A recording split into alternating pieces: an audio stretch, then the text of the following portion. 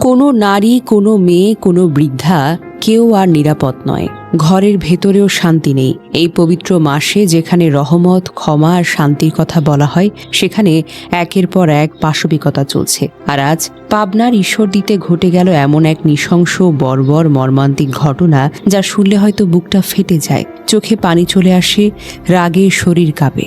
শুক্রবার গভীর রাত পাবনার ঈশ্বরদী উপজেলার দাসুরিয়া ইউনিয়নের ভবানীপুর উত্তরপাড়া গ্রাম। বাড়িতে শুধু দুইজন, দাদি সুফিয়া খাতুন আর নাতনি জামিলা আক্তার। জামিলার বাবা জয়নাল খাঁ ঢাকায় থাকেন জীবিকার তাগিদে। মধ্যরাতে হঠাৎ বাড়ি থেকে কান্নার আওয়াজ ভেসে আসে। প্রতিবেশীরা শুনতে পান, কিন্তু কিছুক্ষণ পর আওয়াজ থেমে যায়। তারা ভাবেন হয়তো কিছুই হয়নি, ফিরে যান। ভোর হতেই ভয়ঙ্কর দৃশ্য।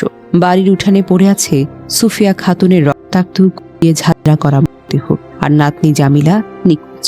খোঁজাখুঁজির পর বাড়ির পাশের সরিষা ক্ষেত থেকে উদ্ধার করা হয় জামিলার বিবস্ত্র, নগ্ন মরদেহ।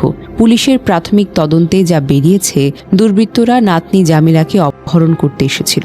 ৬৫ বছরের বৃদ্ধা সুফিয়া খাতুন সাহস করে বাধা দেন, নাতনিকে বাঁচাতে চান। তাতে ক্ষিপ্ত হয়ে দুর্বৃত্তরা দেশীয় অস্ত্র দিয়ে বৃদ্ধাকে নির্মমভাবে হত্যা করে। তারপর জামিলাকে জোর করে তুলে নিয়ে যায় পাশের সরিষা ক্ষেতে। সেখানেই তাকে ধর্ষণ করা হয়, শ্বাসরোধ করে হত্যা করা হয়, অস্ত্র অবস্থায় ফেলে রেখে পালিয়ে যায়। ঈশ্বরদী থানার ওসি মোহাম্মদ মমিনুজ্জামান বলেন, এটি অত্যন্ত বর্বরচিত পাশবিক হত্যাকাণ্ড।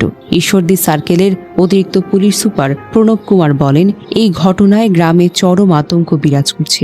একাধিক টিম মাঠে কাজ করছে।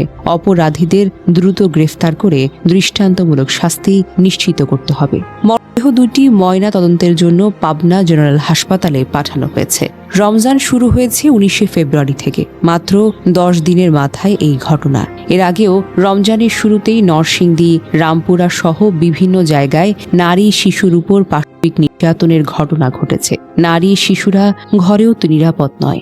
একটা 15 বছরের কিশোরী, যার জীবনটা সবে মাত্র ফুটতে শুরু করেছিল। একটা 65 বছরের বৃদ্ধা, যিনি নাতনিকে বাঁচাতে গিয়ে নিজের জীবন দিলেন।